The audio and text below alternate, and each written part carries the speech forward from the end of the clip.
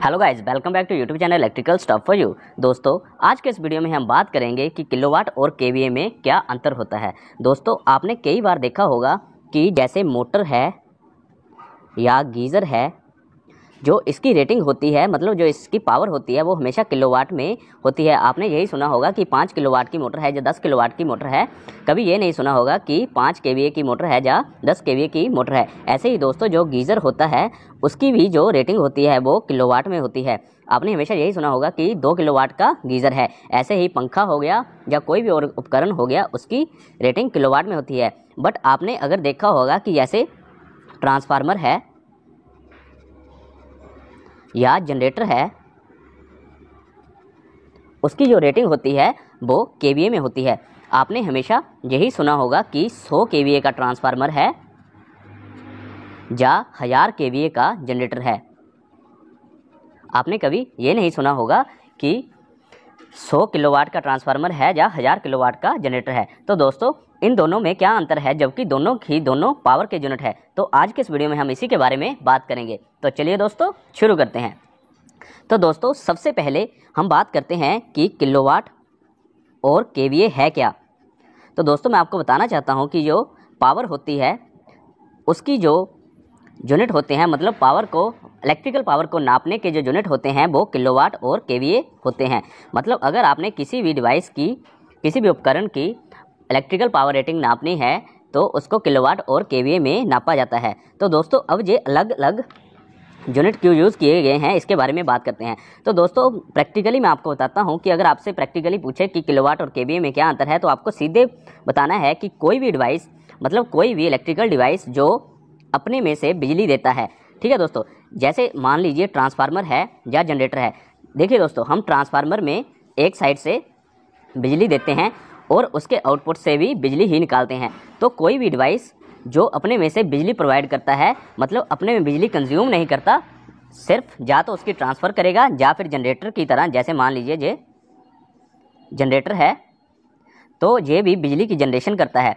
हम इसके एक साइड पे मैकेनिकल पावर देते हैं, इसके इनपुट पे मैकेनिकल पावर देते हैं और इसके आउटपुट पे हमें इलेक्ट्रिकल पावर मिलती है। तो ये भी हमें बिजली दे रहा है। तो कोई भी ऐसा डिवाइस जो अपने में से बिजली प्रोवाइड करता है, तो जो उसकी पावर रेटिंग होती है वो हमेशा केवीए में होती है।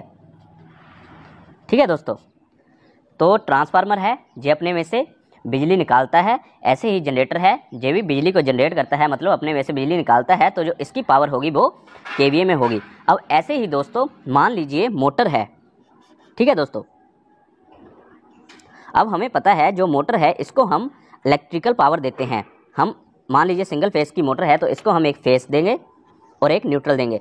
अब जो इसकी आउटपुट होगी तो ये हमारे पास मैकेनिकल पावर होगी, क्योंकि इसके पीछे पुली लगी होती है तो वो घूमती है। ठीक है दोस्तों।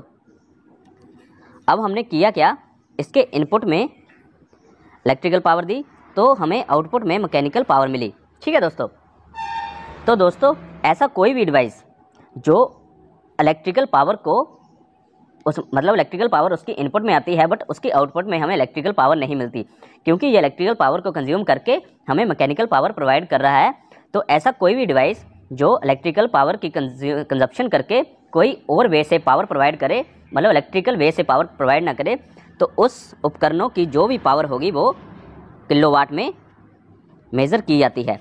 ठीक है दोस्तों। तो दोस्तों, प्रैक्टिकली इन दोनों में यही डिफरेंस है कि कोई भी डिवाइस जो अपने में से बिजली देता है उसकी पावर हम केवीए में कैलकुलेट करते हैं, और कोई भी डिवाइस जो इलेक्ट्रिकल पावर को कंज्यूम करता है, मतलब उसे यूज़ करता है, तो जो उसकी पावर होती है वो किलोवाट में कैलकुलेट की जाती है। अब दोस्तों, मैं आपको इसका थ्योरेटिकल नॉलेज भी देता हूँ कि किलोवाट और केवीए में क्या अंतर है। ठीक है दोस्तों। तो दोस्तों, सबसे पहले जो किलोवाट होता है और केवीए होता है, ठीक है दोस्तों, जो हमारे पास केवीए है वो टोटल पावर होती है। ठीक है दोस्तों। अब दोस्तों, टोटल पावर का मतलब क्या है, मान लीजिए हमारे पास एक मोटर है, ठीक है जी। हमने इसको एक पावर दी, एक हमने फेस दिया, एक न्यूट्रल दिया, ठीक है। तो दोस्तों, जो हमने इसको पावर प्रोवाइड की तो वो पावर केवीए में होगी, मतलब वो टोटल पावर होगी। ठीक है दोस्तों। अब दोस्तों देखिए, कोई भी डिवाइस है या कोई भी मशीन है, वो पूरी की पूरी पावर का यूज़ नहीं करती है, अब उसकी कुछ ना कुछ पावर वेस्ट होती है। ठीक है दोस्तों, अब मान लीजिए गाड़ी भी है तो वो 100% एफिशिएंसी नहीं देती है, वो कुछ ना कुछ वेस्टेज करती है। ऐसे ही जो बिजली के उपकरण है वो भी टोटल पावर यूज़ नहीं करते। जैसे आपने जहाँ पर टोटल पावर प्रोवाइड की तो ये टोटल पावर अपने में से यूज़ नहीं करेंगे, कुछ ना कुछ वेस्टेज करेंगे। ठीक है दोस्तों, तो वेस्टेज करने के बाद जो पावर यूज़ करेंगे तो वो पावर को बोलते हैं किलोवाट। ठीक है दोस्तों, किलोवाट मतलब रियल पावर। तो दोस्तों रियल पावर को किलोवाट बोलते हैं। अब रियल पावर का मतलब ये है जो पावर हमने यूज़ की उसे रियल पावर बोलते हैं, और जो पावर हमने प्रोवाइड की, जैसे मोटर के इनपुट में हमने जो पावर प्रोवाइड की उसे केवीए मतलब टोटल पावर बोलते हैं। ठीक है दोस्तों, अब जो इसमें से केवीए में से वेस्ट निकल जाएगा, मतलब जो पावर वेस्ट हुई तो हमारे पास किलोवाट मतलब रियल पावर आ जाएगी। ठीक है दोस्तों, अब दोस्तों ऐसे ही मान लीजिए इन दोनों में रिलेशन क्या है।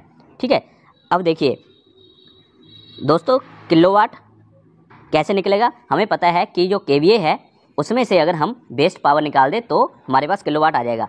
तो मतलब KVA equal to kilowatt equal to KVA into best power. अब बेस्ट पावर को हम इलेक्ट्रिकल फॉर्म में बोलते हैं पावर फैक्टर। ठीक है दोस्तों, तो दोस्तों अगर हम केवीए को पावर फैक्टर से मल्टीप्लाई कर देंगे तो हमारे पास किलोवाट आ जाता है। ठीक है जी, अब दोस्तों मैं आपको एक एग्जांपल लेकर बताता हूँ। मान लीजिए हमारे पास एक मोटर है। ठीक है जी, तो जो ये हमारे पास मोटर है ये 90 किलोवाट की मोटर है। अब 90 किलोवाट की मोटर है और जो ये इसकी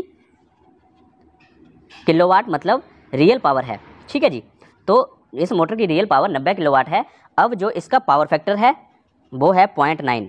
ठीक है जी, तो अब हमें निकालना है कि हमें कितने केवीए इसको पावर प्रोवाइड करनी पड़ेगी कि ये 90 किलोवाट की मोटर चल सके और इसका पावर फैक्टर 0.9 है। तो पावर फैक्टर का हमें पता है कि इतनी ये वेस्टेज करेगी। ठीक है दोस्तों, अब दोस्तों नॉर्मली कोई भी बंदा यही बोलेगा कि अगर 90 किलोवाट की मोटर है तो हम अगर इसको 90 केवीए पावर प्रोवाइड करेंगे तो ये चलेगी, जबकि ऐसा नहीं है, क्योंकि इसमें जो 0.9 है जो वेस्टेज भी है, तो हमें वेस्टेज को भी रियल पावर के साथ मिलाकर भेजना पड़ेगा। ठीक है दोस्तों, अब हमें पता है जो ये रिलेशन है इससे हम केवीए निकालेंगे। ठीक है जी, तो केवीए इस रिलेशन से हमारे पास आ जाएगा kilowatt divided by power factor. ठीक है जी, तो हमारे पास जहाँ पर किलोवाट है 90 और पावर फैक्टर है 0.9, तो दोस्तों अगर हम इसे कैलकुलेट करेंगे तो ये हमारे पास आ जाता है 100 केवीए।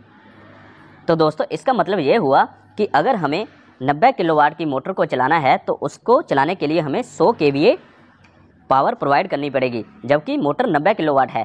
क्योंकि अब इसमें 0.9 वेस्टेज है मतलब पावर फैक्टर है, तो ये भी हमें प्रोवाइड करना पड़ेगा, इसलिए हमें 90 की बजाय 100 केवीए पावर प्रोवाइड करनी पड़ेगी। ठीक है दोस्तों, अब दोस्तों ऐसे ही मान लीजिए हमारे पास एक मोटर है जिसको हम मतलब टोटल पावर है जो, या आप केवीए भी बोल सकते हो, वो हम 100 केवीए प्रोवाइड कर रहे हैं। ठीक है जी, अब इसके जो वेस्टेज है मतलब पावर फैक्टर है वो 0.8 है। ठीक है जी, तो दोस्तों अगर हमें इसके किलोवाट निकालने हो मतलब इसकी रियल पावर निकालनी हो कि ये कितनी पावर कंज्यूम करेगी, तो हम फिर से इस फॉर्मूले में लगाकर निकाल सकते हैं। तो सिंपल है, kilowatt equal to KVA into power factor. तो अगर हम इन वैल्यूज़ को इसमें डालेंगे तो हमारे पास किलोवाट आ जाएगा। तो केवीए हमारे पास 100 है और पावर फैक्टर मतलब जो वेस्टेज है मोटर की वो 0.8 है। तो जब हम इसे कैलकुलेट करेंगे तो हमारे पास आ जाता है 80 किलोवाट। तो दोस्तों इस प्रकार से हम ये कह सकते हैं कि अगर इस मोटर को हम 100 केवीए पावर देते हैं तो ये कंज्यूम सिर्फ 80 किलोवाट ही करेगी, क्योंकि जो 0.8 है वो इसकी वेस्टेज है। तो दोस्तों इस प्रकार से किलोवाट और केवीए में अंतर होता है। तो दोस्तों आई होप आपको बिल्कुल क्लियर हो गया होगा प्रैक्टिकली भी और थ्योरेटिकली भी कि किलोवाट और केवीए में क्या अंतर होता है। तो दोस्तों अगर आपकी कोई भी क्वेरीज हो तो मेरे कमेंट सेक्शन में कमेंट करके पूछ सकते हैं, और अगर आपको ऐसी वीडियोस देखना अच्छा लगता है तो मेरे चैनल को सब्सक्राइब कर लें, और अगर ये वीडियो अच्छी लगी हो तो इसे लाइक और शेयर जरूर कर दें। Thank you guys.